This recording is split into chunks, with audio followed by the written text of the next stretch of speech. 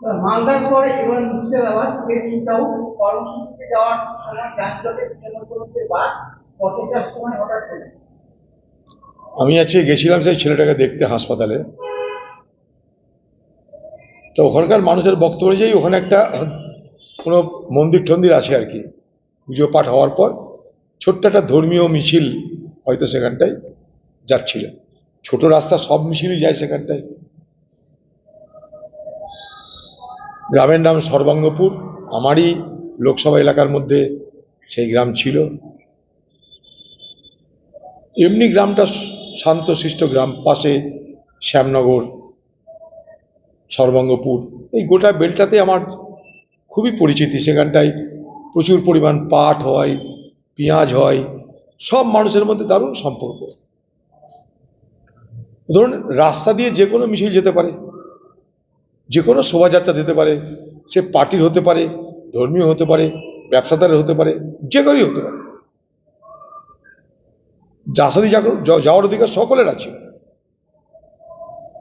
সেখানটায় তৃণমূলের নেতাদের ভিড় দেখে তাড়াতাড়ি রাস্তা খালি হচ্ছে না কেন, সেই প্রশ্নে তারা উত্তেজিত হয়ে যায় এবং তারা মনে করে যে তারা যখন রাস্তায় হাঁটবে, রাস্তায় চলবে, তখন রাস্তার উপর থেকে বাকি যা মানুষ আছে তাদেরকে সরে যেতে হবে,